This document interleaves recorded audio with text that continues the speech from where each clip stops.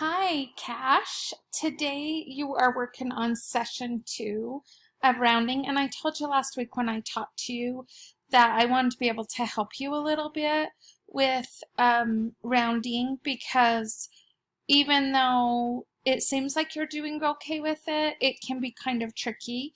So this year we're going to learn how to round to the tens place and also the hundreds place in your numbers. So if you remember, if you have a number 512, if you want to round to the tens place, that would be the number that's in the tens place. Or if you're rounding to the hundreds place, it would be the digit that's in the hundreds place. So that's what I mean when I say we're going to round to the tens place or the hundreds place. But what I thought I would do is I'm just going to read through your first problem with you and show you how to do it. There's more than one way to do problems, but I want to show you the way that I think is the easiest to do, and then you can use that way, or if you have other ways that work, you can do that too. So the very first thing you should always do is read the problem really carefully. So Allie records the time she spends doing homework. She rounds each time to the nearest 10 minutes. So I'm going to underline nearest 10 minutes. If Allie spends 37 minutes on her homework, how does she record this time? So she's recording it to the nearest 10 minutes, and she has 37 minutes. Then we have to think about how she records this time. So the first step you should always do in rounding is think about either the 10 or the 100 before, or 10 or 100 after. Since it says nearest 10, we're going to think of the 10 number before. So the 10 number before 37 is 30. So when I say 10 number, I mean the number that ends in 0 that comes before, and the number that ends in 0 that comes after. So we have 30 and 40 here.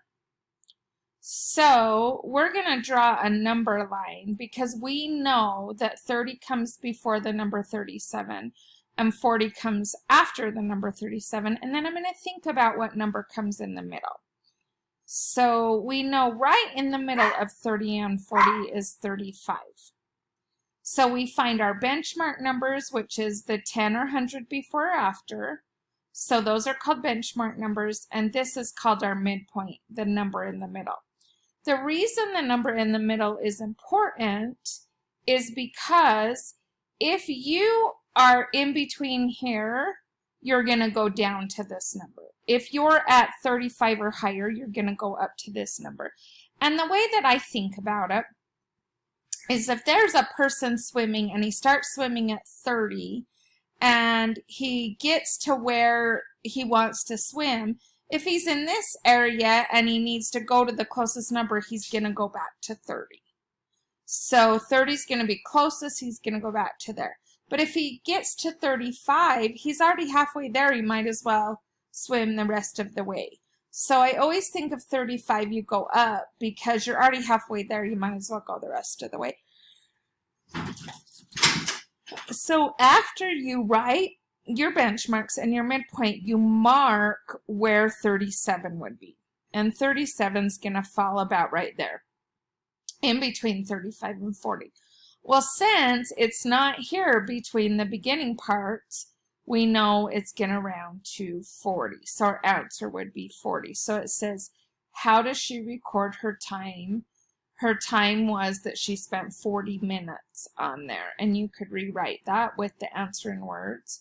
She spent, and it would really be about 40 minutes because she's rounding her time. So she doesn't want to put, hey, I exactly spent 37 minutes on my math. She wants, or her homework, she wants to say how much time she spent on her homework, and she spent 40 minutes. I hope that will help you, and it will help you make sense. If you go to the next page, it explains kind of some more about how you do that problem. And then there's more problems for you to do. Oh, sorry, I'm yawning. It's almost my bedtime, so I'm going to go to bed soon. Anyway, so you can watch this video again if it will help you. But when I'm rounding to the nearest 10, you do the 10 before, the 10 after, the number in the middle, and then you think about where that number falls to round it. So if you have any questions, I can answer them on the live. I hope you're having a good week, and I hope to talk to you on the live.